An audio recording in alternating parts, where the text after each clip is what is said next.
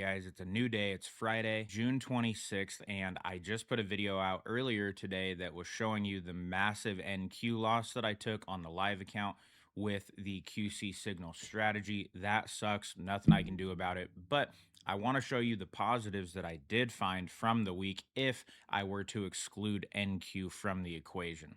Now, hindsight's always 2020, so it's not like I'm saying that, oh, this fixes everything by just simply removing NQ. But I do want to show you, since I run a 3 ticker strat, how it works and show you the results of MNQ at minimum, because that did take some losses, but it's actually fairly profitable this week. And so I think it's important to break down leg by leg which ones worked and which ones didn't. And then we already addressed the anomaly of NQ. I've removed that from the books entirely until it runs 90 days without catastrophic losses, because it took back to back 40, I think it's $4,700 loss and then a $5,500 loss back to back. So let's hop over to my live account. I'll show you what everything looks like on Friday, the 26th of June.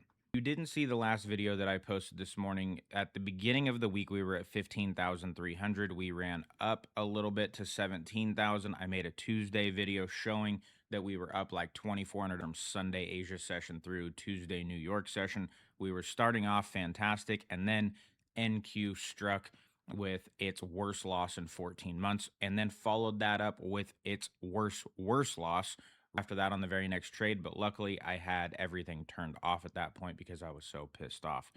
So you can see for this week, our total loss 7,375. Our largest losing trade $5,210. That was the NQ one. I'll show you that in a second if you didn't see it.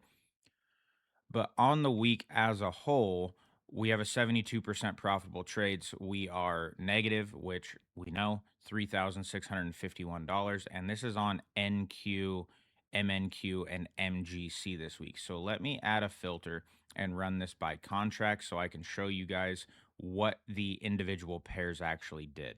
So MGC did nothing. It did not fire this week. So we have nothing to report there. So that's a quick overview. Nothing to good news. Maybe. This is NQ, and you can see it had a 33% win rate or profitable trades. Total loss $5,390. $5,210 is its biggest loss of the week. And it had a small win of $475, which does not even come close to offsetting its biggest loss. So this for the week was an absolute fail. But now we look at my favorite ticker in the entire world and the most popular futures ticker in existence, MNQ. So starting in the right column, because I always jump straight to the losing trades, lost $1,982.50. Its largest losing trade is $324. So it took several small losses. But then its profitable trades, $3,368.50. We had an overall win rate of 76.74%. And MNQ on the week is profitable overall of $1,266.40. So MNQ, even with the losing trades and the losses, was profitable. That's the highlight of the week. MNQ has always been the workhorse of this strategy. It's always been the moneymaker.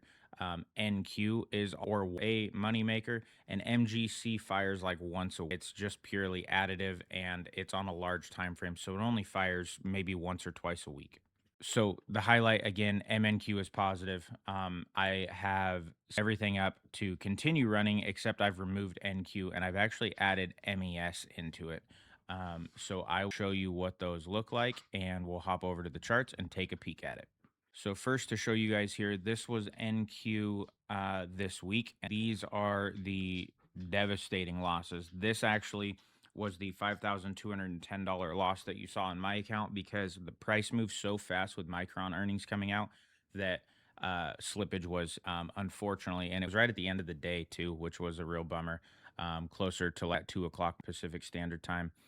And yeah, 65 hit, and then I turned it off because the very next day hit for its second biggest, or its first biggest loss in 14 months. This now moved to secondary, and this essentially would have completely ruined that account. The live account would have essentially been nothing. We would have been down to like $5,000.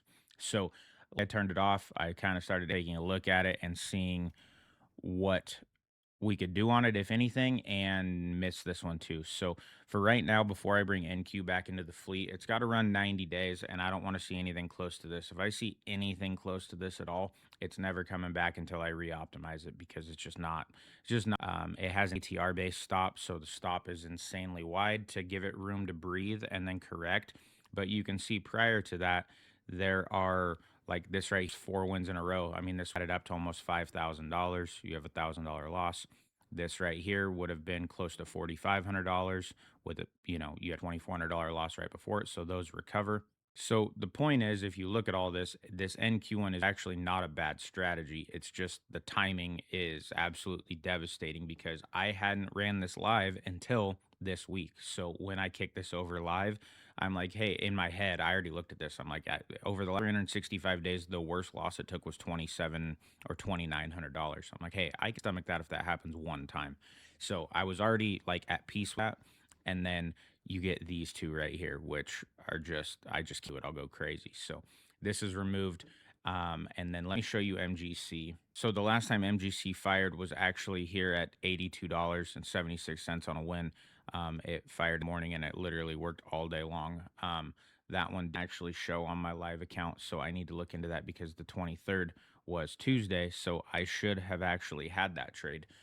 So maybe I have something wrong with my order message or something. I'll have to look into that after the video, but you can see prior to that, its last fire was June 17, then June 11, June 5. So it's about once a week that this fires, and this one only pulled in $82 over the 90 days. These are the results.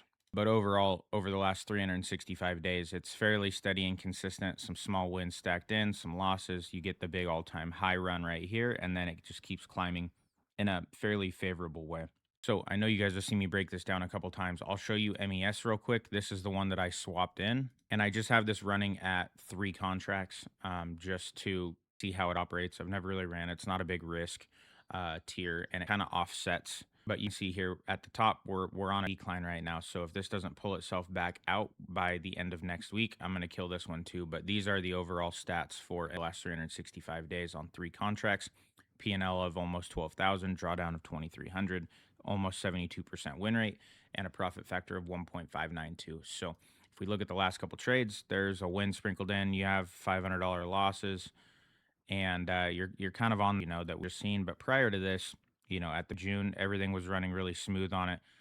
So I'm gonna see if this cycle that it's in is going to pull itself out, or if this is the regime shift that's going to happen, or what's going on. So we'll give it another week.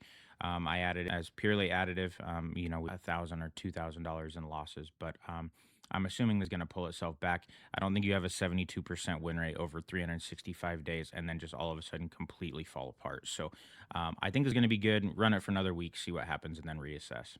And then MNQ with 6 contracts here being the moneymaker. I was running it with 10. I brought it down to 6 because I just kind of wanted to stop the bleeding and just make sure that everything is going to run as expected. So I did down a little bit. In the last 30 days, this MNQ 8,423.40, max drawdown of 1819, 80% win rate, profit factor of 1.9. You can see here, these are the 2 wins that we have, which are right over here, the 637.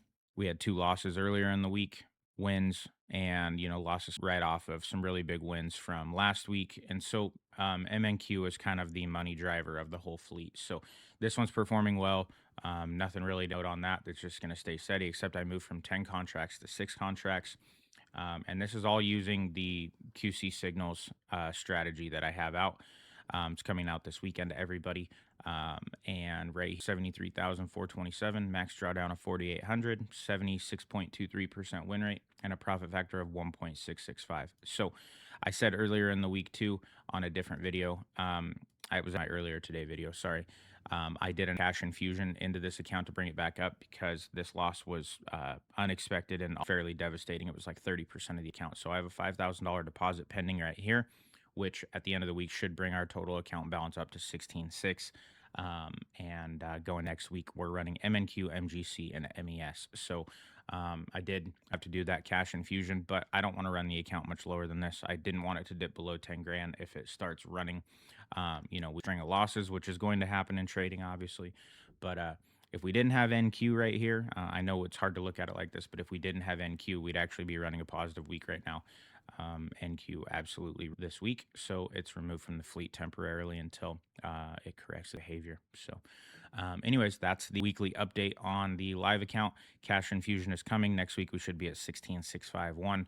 Today, we're up $637. And that's it for the week.